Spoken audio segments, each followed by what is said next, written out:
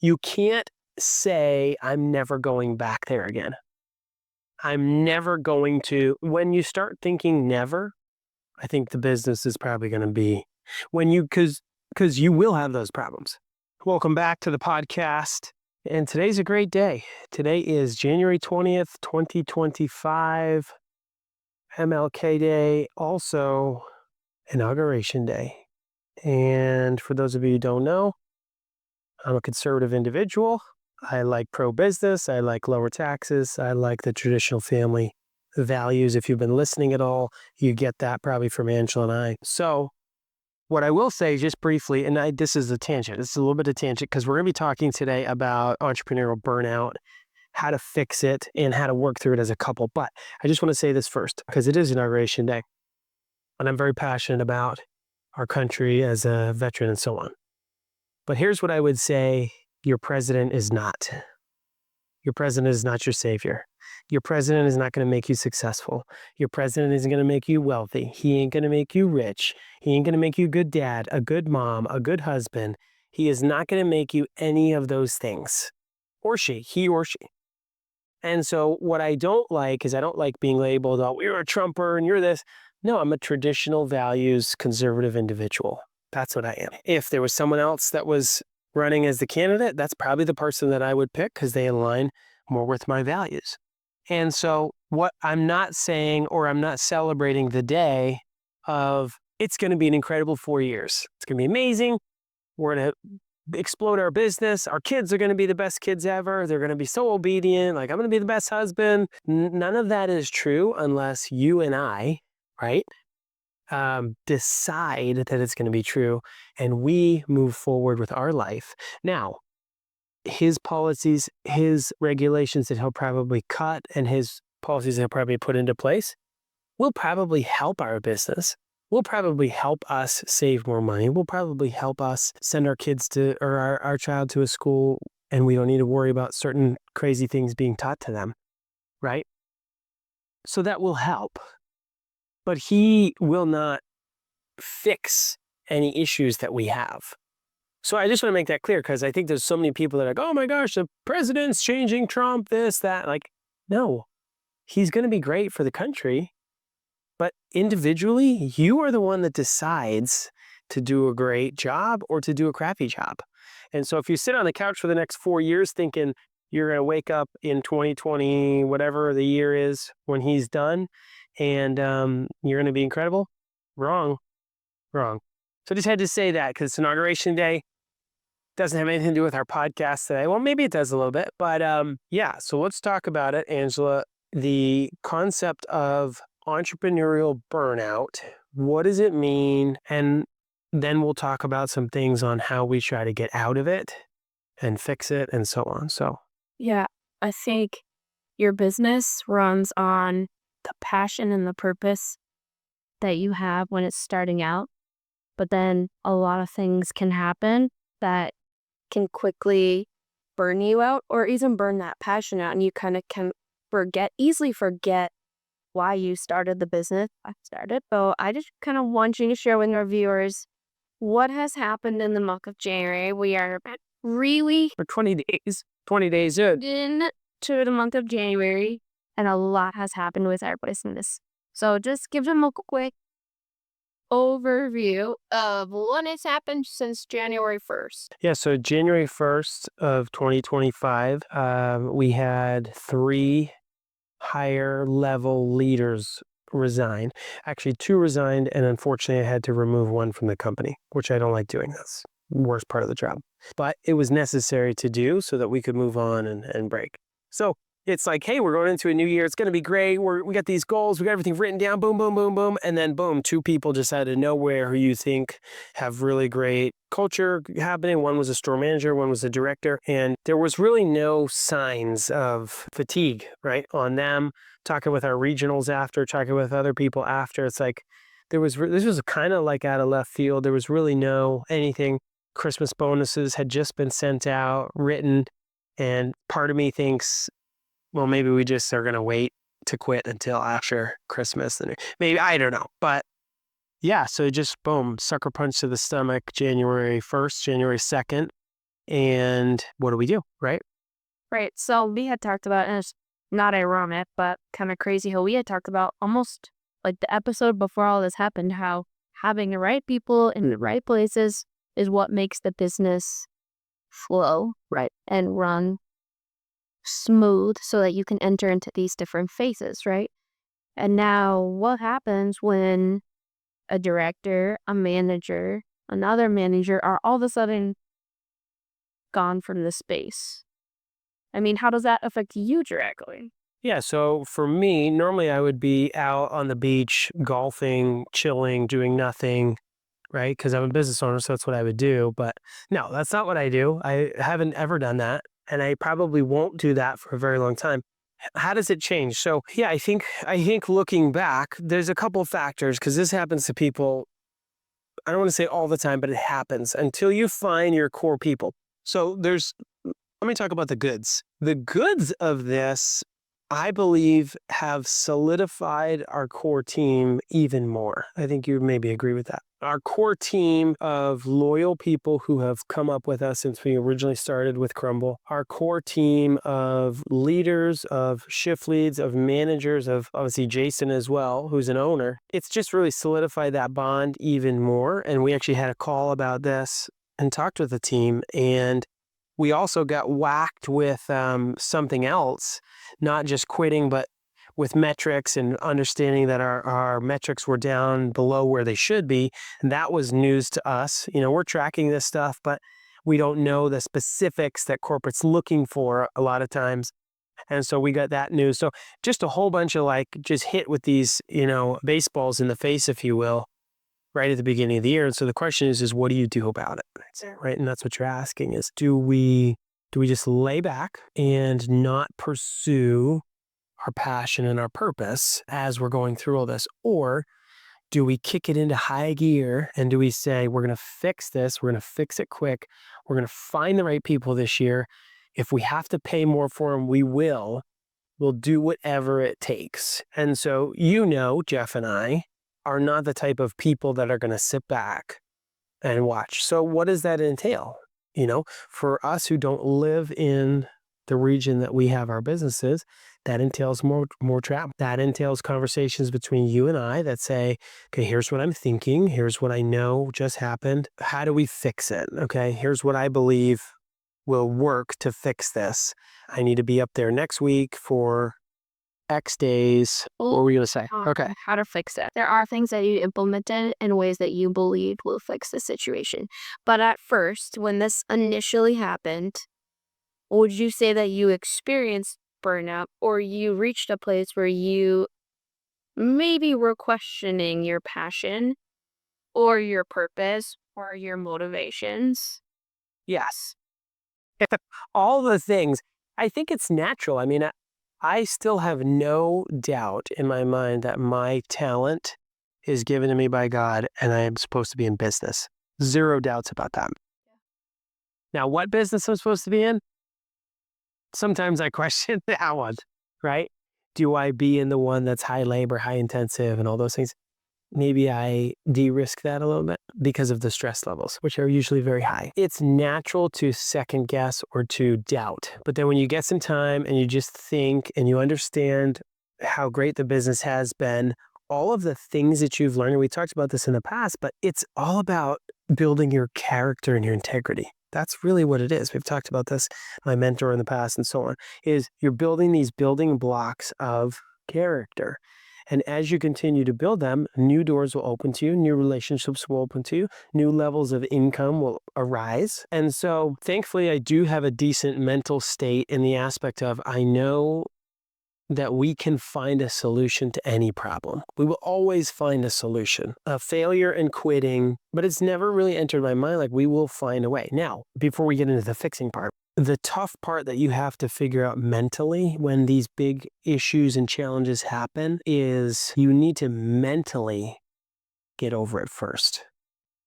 Because if you mentally say, I know that I can fix this problem, and you've got that squared away, well, then the challenge of flying up to New England for 4 days just to be in one store to ball cookie dough like a baker, when you're the owner, becomes a little bit more bearable. It becomes, I'm doing this because I know the solution, the problem will get fixed quicker, and then my team can take it back over, and then I can get back in my lane where I'm supposed to be to try to find that right person to run that one store, those two stores. So I think when that happens, yes, I think anyone's lying to you if they say, oh, I never had a doubt. I never wanted to sell my store when my director of operations quit or my president quit or when I didn't have the right people or when this person or this lawsuit happened or this Department of Labor came. I think people are lying to you if they're like, I just want to sell these, and if I could just be done with this today, I would be done. But I think there'd be immediate regret for those of us who love it, right? I think a lot of people, I know some people that are like, they got into it, they thought it was one thing and it wasn't that other thing, and so they do want to get out and they weren't able to. But for those who I think are called to business, who have a talent for business, I think those people would regret actually having that wish or that desire met of, I want to sell everything because I have this one small piece of pain Well, in the grand scheme. it was an immediate Fix. desire and fixed, right? So if your passion here, your purpose is deep enough, you will get over these things. But I think it's also a good time when you have these things happen. It's a good time to take a step back and reanalyze and look at and check ourselves. Are we running the business? Where did we mess up? Where can we be better? If they're willing to give you that feedback, right? How can we grow as a company, as individuals? So that there is a growth process too, right? It's not just let's fix it and get over it, right? There has to be some facing the challenge and sitting with it, if you will, before you move on. I think that helps learn so that the mistake can be, or not mistake, but so that the problem can be mitigated or happen less. Or in the future, you understand, hey, this person is like this is their personality.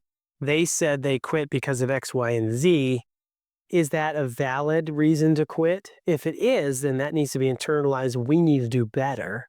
If it's not, then it's like, okay, then this is the type of personality that I'm not looking for in the future. Right. It's not a match. It doesn't work. Correct. And right in the right spot. Right. So I think for us, for this time around, I think there was a lot of maybe me second guessing. What's interesting about our recruiting process, though, is we go through typically 4 to 5 interviews, and sometimes, well, moving forward, we're going to be definitely implementing this, but on the job training as well, or on the job interview as well, where we're going to pay this manager, we're going to pay this director. They're going to come in, they're going to work with us 2 or 3 hours, and we're going to watch them, and they're going to interact with the team. And how are they friendly? Are they outgoing? Do they get involved? Even though they don't know much or anything, you can tell a lot by somebody by just watching them kind of work. Yeah, older people. Which is why I was so taken back kind of with our director, because we had him do that. Yeah, for a 4-hour day. And 3 of us, 3 owners, worked with him, did lunch. And so it's like, yeah, so never got a really solid answer on why. I think the job it was our first time implementing that position too. So I think it kind of took on a different form than maybe maybe. we were intending in the beginning. Sure. Yeah. Very interesting. But I would say, just to wrap up that question, yes, if somebody's definitely lying to you, if they're truly passionate about business and they said, I've never thought about selling my business when a hard time came, like, I just think that's a total lie. And maybe I'm just weak. I don't know. But the mental capacity that it takes to run a business and scale it is immense. An immense amount of mental fortitude to run and keep a business moving forward. It's yeah. So people quitting creates burnout because now you're trying to fill not only your own role, but now you're trying to kind of be in other roles to fill those spots. What would you say the other maybe top 2 areas in business that can create burnout quickly? Yeah, the first one that comes to mind is being a psycho micromanager, right? Or a perfectionist. See your hand. In everything. Yeah, in everything. So that would be the first one I think that comes to mind. We could cover that a little bit if you want. And then I think the second one, it's not being perfectionist or micromanager, but it's maybe caring too much of care. I don't know if that's the right word. Um, and the aspect of like, yeah, I guess that's kind of the same as a perfectionist. You want it to be done so well that the only person that can do it is you, which requires you to always be in the business, but you have all this other work that needs to be done so that you could potentially scale. Now, maybe you don't want to scale and you just want to run one brick and mortar, you want to run one consulting firm or one financial firm. That's fine if that's just what you want. Then you can really, really control. But if you are trying to scale and make something large or big, it's going to be very tough to do that with that type of a mindset, mentality, attitude, so on. That will create burnout because you just won't ever find somebody that will live up to that standard that you have for yourself. So what would you say the solution is to that? How would I, as a business owner who maybe wants to I have this idea in my head of how things should run. What would you say a quick solution? How can I grow my business and not be a micromanager? Well, I think Grow. yeah, I think you need to listen to somebody else. You need to go find a coach that will tell you, stop being a dummy. The only way you'll grow your business is if you find people that can do 80% of what you can do, or even 70, 75%. If you can find somebody that can do 70 to 80% of what you expect or what you can do, that's got to be good enough. And then you need to move from there. And so I think I've gotten a lot better at that and maybe I've gotten too good at it. Sometimes I may not even read an email. I'll just skim it really quick and say, hey, yeah, this looks okay. Let's move it forward. And maybe there's 3 commas missing. Okay, 3 commas, big deal, right? Not a big deal. In my opinion, other people's like, dude, you missed 3 commas. I can't be having you do that. It's not going to work. You're out, right? So I think that's an extreme, but if you can find somebody that can do 70 to 80% of what you can do, and you really want to grow something big, you have to be okay with it until you find the right people. Like for Jeff and I, for example, with Crumble, we've gotten very blessed with Jason early on, with Maya, with Amber, and then it kind of stopped for a little while. And then we opened Concord, and we got blessed with Ashley, and then it stopped for a while. We went through a couple of managers, right? And then we got blessed with Darby. Actually, Jordan. Jordan was before that. Jordan's fantastic. Congratulations, by the way. Jordan just had a beautiful little baby. So there's these lulls. Like we went through other managers until we found that person. Now I feel like we're building a business, a company that's starting to be attractive when it comes to like having good leaders. And I truly believe that as we get bigger, the more great leaders that we have, the more we'll attract great leaders. Does that make sense? Like, I think, for example, like Patrick Bet-David, Dan Martell, like Tony Robbins, like Ryan Pineda, like some of these bigger influencer people that are out there and that have businesses, they attract good leaders. If I'm a good leader, or I feel like I'm a good leader, and I have goals and dreams, like I'll tell you what I would do right now. I would go sell for Patrick Bet-David. I would say, dude, I want a job from you. Here's what I've done in the past. I want to work with you. Just to learn. To learn, because I know I can make good money, and because I want to be around a really good leader. Good people want to be around good people. So I think as we continue to build and scale our business, naturally, obviously we'll put up postings and we'll be hiring, but naturally I believe we will attract better qualified people that can lead, coach, and are okay with grinding for a little while. Not burning out, because that's when you kind of make bad decisions, right? So people off with. And that's when people want to quit, but are okay with grinding it out for a little while. What would you say the difference is? What? Like there's a difference between like stress and grinding it out versus burnout. Or would you say it's kind of the same thing? I would say you're going to have there's going to be a level of stress always with having a business. There will always be a decent level of stress, and there's nothing that you can do about that. Just got to get used to it, I guess. I think a lot of times business owners stress themselves out more than maybe they should. They need to find an assistant. They need to find people that they can delegate stuff to. So there's that aspect. But there's just going to be a level of stress that you have to live with. It's just natural. But stress and burnout is you're in the survival stage and you just can't get out of it. You have no clue how to do it. But I think burnout can happen at any stage. Because would you say we're back in survival stage just because of this? No, I don't think so. Right. No. So I would say burnout can happen, and the goal is to not go back to survival. Well, of course, the goal is to not go back to survival. The saying that how quickly could that happen if you're in burnout mode? Yeah, if you're in burnout mode and you're just like constantly treading water and and you don't have a plan in place, and you don't have, so here's what I would say, and you don't have leaders or people on your team that are willing to grind it out with you.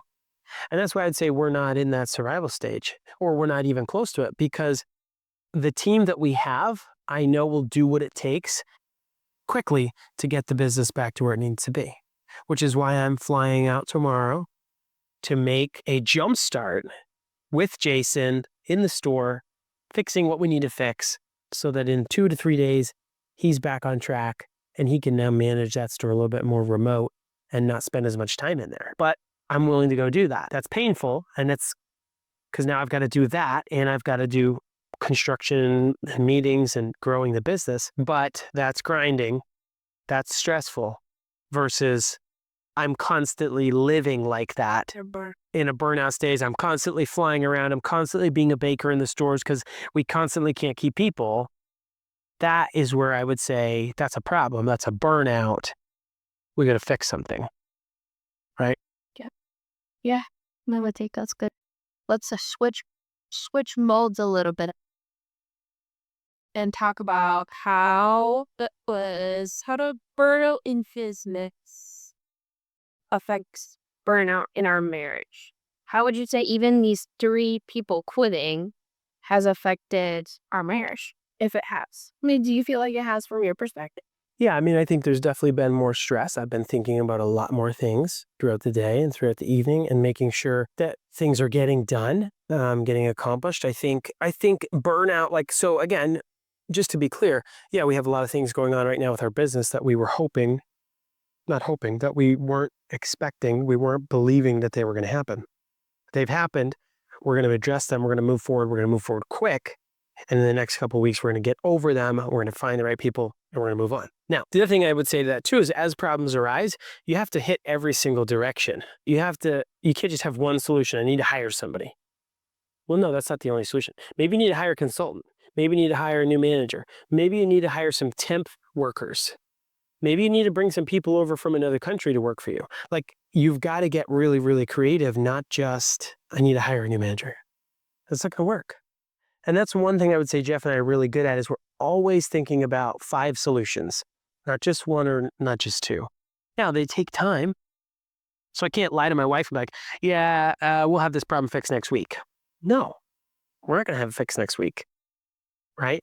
I may not have to be there next week, but it's not going to be fixed next week. And I'm going to have to do what I can do to make sure it gets fixed.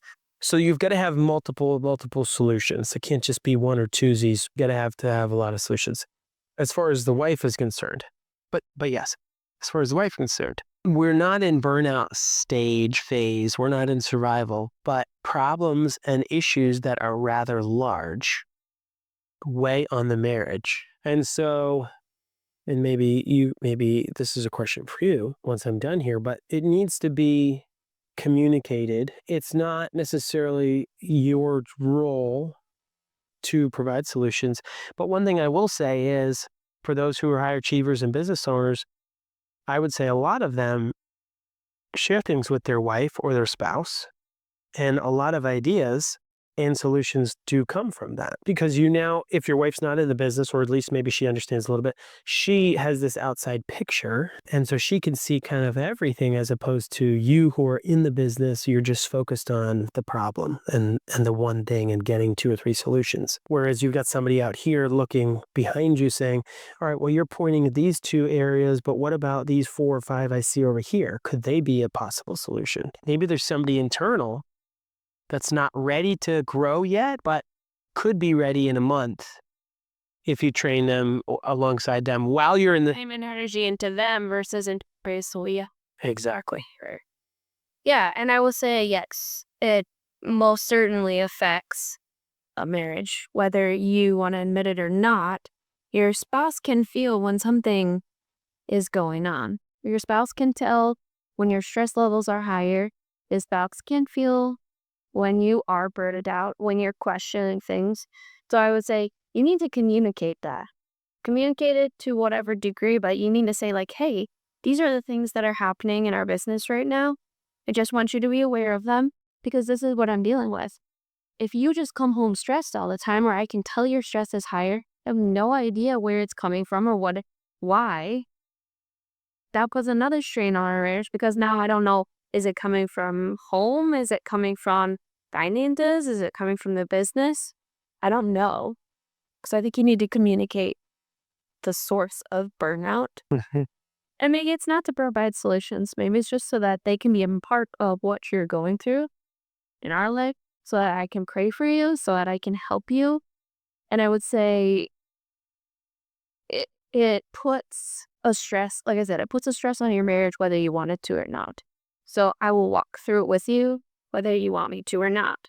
So I'd say the best thing you can do is let me in. Are you talking specifically to me? We have some things we're working on, okay? to to allow your spouse to walk through it with you because they will whether you want them to or not. Like if you're trying to protect them from something, they still know something is going on. Right.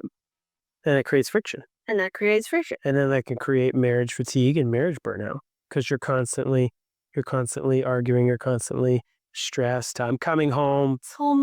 I'm short with the kids. I'm short with the wife, and that's happened. And Instead, now I can say, how can I help you?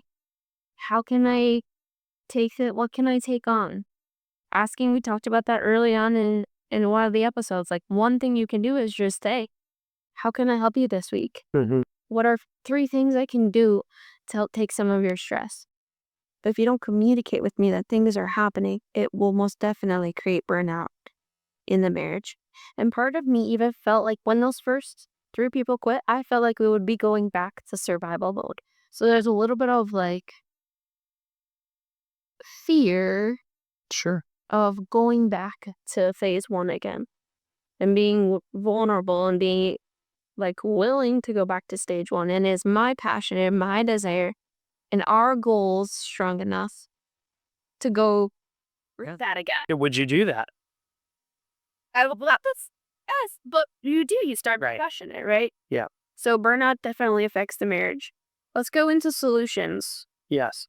What would you say the top 2 or 3 solutions, quick and long, or short and long, would be to this problem in the business? Like a specific problem? Yeah. Or even just in burnout in general. Sell everything immediately and go live on the beach. No, I'm kidding. That's not an option today. But no, I mean, the biggest thing is just start communicating. So start communicating with my people, start communicating with our leaders, with our managers, obviously with owners, partners. Start communicating some thoughts. Put down some of your own thoughts, put down some of your own solutions. And it's got to be multiple. It can't just be one. So Jeff and I started doing that right away. We literally got the text on the email the morning of the 2nd of January, but I knew something was going on with a couple of them. So Jeff and I started putting our heads together, and then we sent out some communication to Jason, who's our other partner, and then our director of recruiting, Jacob. Let's talk. Let's meet. Where did we go wrong? So we're starting to dissect. Did we do something wrong? Are there some issues that we missed? How do we mitigate this? How do we fix this next time? And then from there, it's okay. Jason, you're the ops guy. Jason's our ops guy. He's on the ground. What do you need from me? What's your plan to fix this store first? Thankfully, Ashley is rocking in Vermont and taking care of that one. And that one seems like it's doing well. The one in Massachusetts, Jason's taking that one over. That one's a tough one. That one's been in some challenges for a little while. So, hey, if I could get a couple days from you, that would be incredible. We'd be back on track in a week. Okay, you got it. Done. I'm flying it. Be willing. Yeah. And I think that's another. As an owner, Willing to go back and Yep. willing to step down, if you will. Being willing to sacrifice. And now that's a sacrifice on our family too, right? You're traveling more than expected in the new year. You're saying, let's travel. We're going to travel together. we're going to travel together. We're going to do this. And now all of a sudden, because of this, You're back at it. traveling more than we were at the end of last year. Right. So I would say now comes a sacrifice. You got to be willing to make. You in the business world, and again, this is just our experience. We're not, big gurus here in business yet, and we think we're going to grow and build a much larger enterprise and company. But, you have to be willing to get back in and do what it takes to make sure you're successful. And to make sure your people that took care. And to make sure your people take it. The fact that I've that I know that Jason is busting his butt working till 5, 6, 7 o'clock at night to try to fix this is like, okay, he needs his battle buddy. He needs me to be, because him and I did a lot of the ops back in the day. And so it's like, dude, I'm coming back in town. Let's plan a sleepover. You know what I mean? Like let's make the best of it. Let's make some fun out of it, which we will definitely have some fun, and it'll be a lot of hard work. But you can't, as an owner, as a high achiever, as a business person, you can't say, I'm never going back there again. I'm never going to. When you start thinking never, I think the business is probably going to be because you will have those problems. I don't care if you're Patrick Bet-David, Donald Trump, Elon Musk, you will have big problems. Okay. For a small business like us, put in a dollar value. I heard a podcast one time is, owners you need to stop solving $200 problems, and you need to be solving the $2 million problems. Well, right now we have a $400,000 problem right now. And that requires me to be in the store balling cookie dough like a baker for $15 an hour. Okay. I got to do it because I got to fix that $400,000 or $500,000 problem so it can be fixed and we can be moving on. Right. And so if you're not willing as a CEO, high achiever, business owner, sales lead, individual, if you're not willing to go from up here where you're at potentially in business all the way down here to take out the trash and a problem comes, you could have a serious issue. Now, I would say it's the same thing in marriage. As you grow in your marriage, right, the first years you and your spouse are taking out the trash together and you're doing the dishes and doing the small things. Well, as you get older in marriage, you don't want to do that stuff anymore. You don't want to date your wife. You don't want to date your spouse, right? You don't want to do those things that you used to do to win them over. Well, as soon as you say, well, I'm never doing that again, the marriage is probably on its way out, or it's got some really serious problems. That's why I do the dishes every night. Just kidding. I don't do the dishes every day. But you get my point. Yeah, you have to be willing to serve the person. You have to be willing to serve your team and business. You need to be willing to serve your spouse and marriage. Otherwise, the burnout will definitely take out your business or your marriage. 100%. Okay, so we have communicate about it. Take action on the things that you communicated about. Be willing to do what Sacrifice. Yeah, sacrifice. Take action and sacrifice. anything else you would say to kind of help yourself get out of burnout mode. Yeah, I think you got to learn to say no too, right? Like you've got to learn to say no. Like, so for this example, like we've got to evaluate the business, evaluate where are we at. Now, as soon as I heard these people quit, the first thing I'm thinking is I need to get on a plane and I need to get in town. But then after talking with our leaders, talking with Jason, talking with Ashley, pump the brakes. I don't need you in town balling cookie dough. We're doing okay. We're doing good. Let's figure this out. Let's talk to the team. Let's have a couple calls. Then let's go. So I think, and not that I'm saying no, like I didn't say no specifically, but we need to be okay with delaying or potentially saying no. I don't need to be there right now. My team is telling me we're good. I need to be more tactical in the fact of, let me take a breath.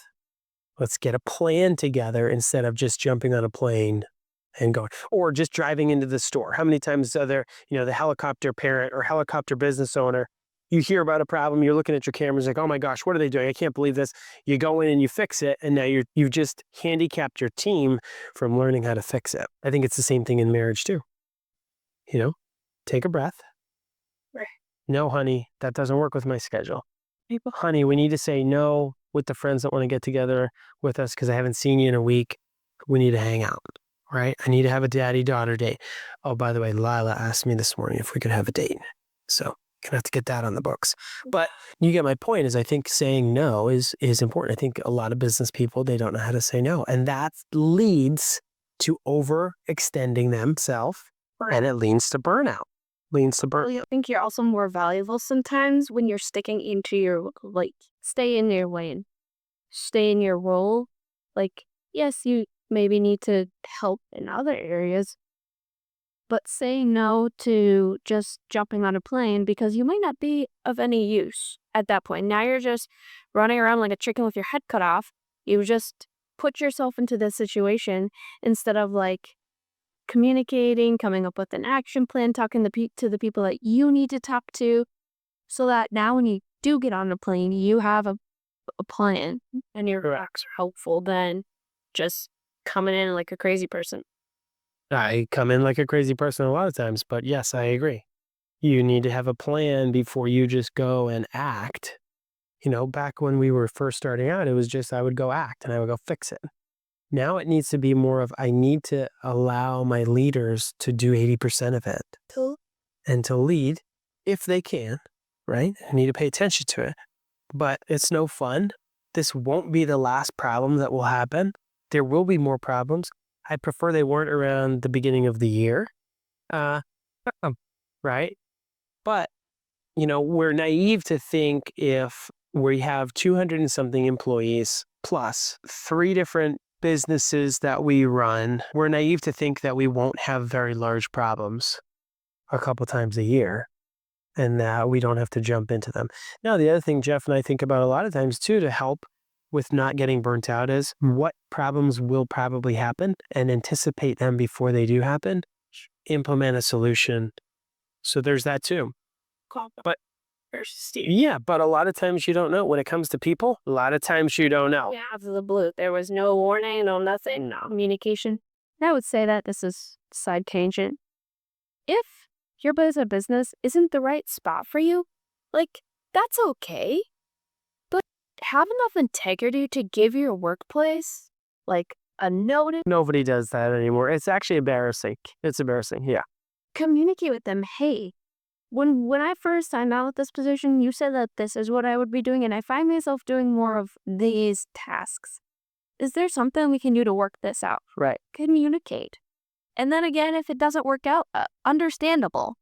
But give some notice that, like, to being grown adults and not give any sort of anything, I mean, that's a loss of integrity. You've now affected your character, and your name has now been kind of smeared. Oh, it's a huge character flaw. Here, the way you went about it was not Appropriate. No, it's not appropriate. I always respect people that give 2 weeks notice at least. And we know of some people that have given a month, right. which is very respectable. And that's fine. Yeah. Like, we're never upset with people leaving the business. No, if you don't want to be in the business, we don't want you in it. Tell us. Yeah, tell us you don't want to be there. But do it respectfully. Anyway, so side. Wow. Let's talk about the solutions to marriage. Now, business has affected the marriage. There's burnout. How can we, as a couple, what are some top 3 solutions, if you will? How are actionable tips that we can put into place to help our marriage not burn out? Communicate. Tip. Let them in. Smooch. Sure. And quality time. Yep. Should I go into more detail No. on each one of those? No. But you need to communicate. Yes. Stress that's going on.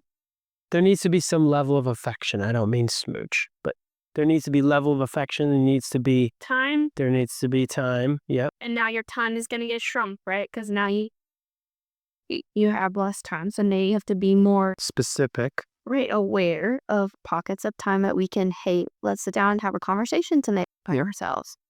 And then I think one of the solution that I can think of is, like, I do want to travel with you now.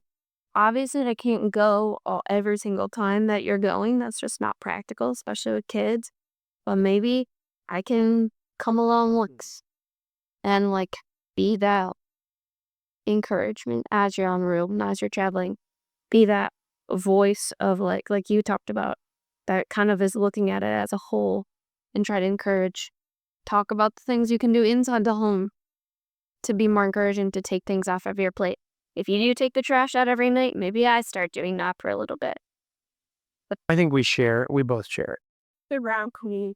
But yeah, for us who are whack jobs and don't live in the same community that we have our businesses, yeah, travel is a big thing. Time together. And that may sound silly. Well, that's not real quality time, somebody might say. Well, it kind of is. For us, it is kind of quality time, just being with each other, even if it's just traveling. It's fun sometimes. Sometimes it's not as fun.